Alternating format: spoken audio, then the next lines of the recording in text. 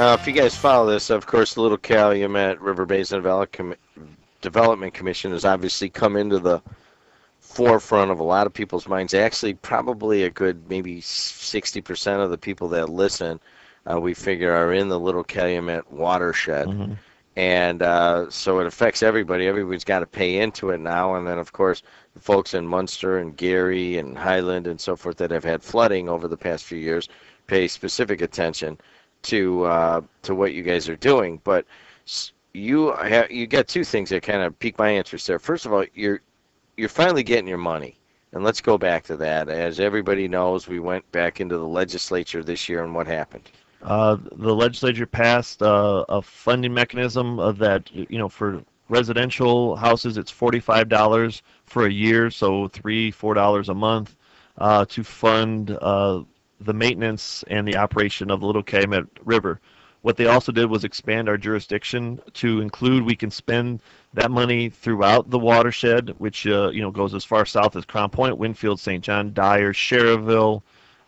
So everyone sort of thinks that it's only going to be about the Little Calumet River, and this is why we're expanding that study, is to find issues and find solutions to problems and flooding throughout the watershed, and that's our hope, and that's why we want to make sure that we're doing something, not just for the sake of saying, well, we'll use Maryville, for example, just for the sake of Maryville, but we want to use it because it's the best solution to a larger problem.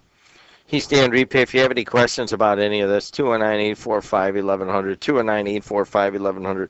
Now, I know you already have a small group of interested people, and a lot of those same people are associated with WJOB, and Conservation Mike is the first one that comes to mind, Fred, that kind of thing.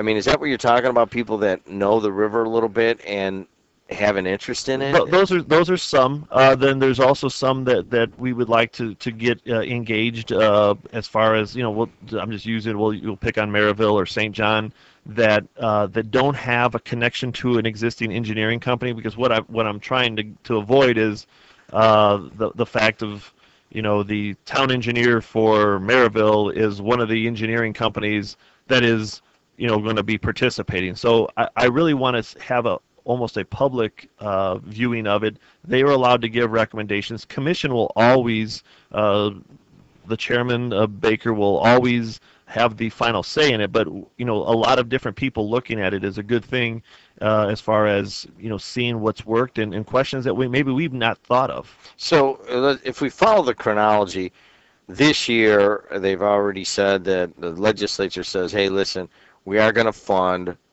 the ongoing maintenance of the whole Little Calumet River Basin and where all the water goes and everything. And everyone's going to have to pay $45. Businesses have to pay more. That's right. Okay, so you got that in place. You don't have the money yet, but you can do tax and whatever. You can get loans against what's coming in and so forth. So you're going to go to a study right away, and you're going to get a comprehensive study of the whole basin, and you're putting that out now, and you're going to hire somebody to do that. And then from that study, you'll decide which projects you're going to do? Well, the first step is the RFQ, which is the qualifications. We want to make sure that whoever comes in has the qualifications to do what they're saying they're going to do. We know anyone that sees money, they're going to say, oh, I can do that. But realistically, we want to make sure that the company or companies are qualified to do the work, and we're going to check their contact information. So then at that point, we're going to choose based on if they're qualified. Then they'll give a presentation what they can do, and then from that they'll choose a person, and we're hoping to get that done. I imagine the last thing that I saw was July 1 to get ready, rolled, and have a signed contract. So how long before you think you'll actually have shovels in the ground? Well, I don't think shovels will be in the ground this year. Generally, from what I'm being told by different engineering companies that have called us because they've had questions, it's usually about 9 months to get together with all the communities to find the problems. There'll be, I'm imagining, a listening tour where they're going to go have opportunities for the citizens to say, hey, look, my creek floods, whatever that is, then they'll document that and make sure that is worked out. But it's not going to be this year, but we will have, what our plan is to have a plan going forward so that we can identify, and when the money does arrive in 2013, we'll have a plan as to how to spend it in a organized, meaningful way, as opposed to, I really need to go help this guy out because he's a nice guy. I want to help the project out and to help alleviate flooding so that we don't have to deal with this anymore. 219-845-1100. Tammy, call us back. Sorry about that. I didn't go to the phone call right away. If you want to talk to Dan about the Little Calumet River, anything to do with it, obviously a lot of what we're talking about now is money. We talked about it before as not having the money, and now you've got to make a plan to spend it. But if you really look at that, say from 13 to 8 to 17, there's going to be, depending on how many people pay and everything, at least around $8 million a year, right? It probably, what I'm guessing is going to be less than 7, actually, based on collection rates and different other factors. You're also going to have properties that are going to be combined. So if I have 2 residential, I don't want to pay 245s. I'll combine it. I'm going to pay 145. So you can't base it on 100% financing, but what I'm guessing is just under 7. And we still have some deficiencies that we need to catch up on. But we also want to plan for the future so that there is actually something that people can look at and say, well, the Little Cal Commission had a plan, here's the plan, and this is how they're going to address it. So no one really can question necessarily, well, they're going to question, but they're going to see directly how it's going to benefit them and when. So if we have it on the timeline and spending associated with it.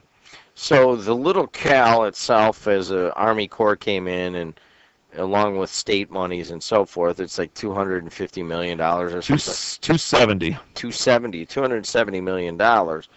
And you're going to be able to maintain a $270 million project with $7 million a year? Correct. Is there any more federal money that comes for maintenance or anything? We should be able to maintain it. Roughly, the estimates are $3.5 to $4.5 million.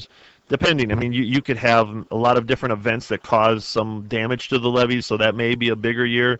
You may have a drought where it won't cause that much. When we have earthquakes, we have to go out and check the levees, even though people don't think, well, how does an earthquake? Well, that affects the whole system because we have some concrete structures, and we want to make sure that there's nothing that's falling apart.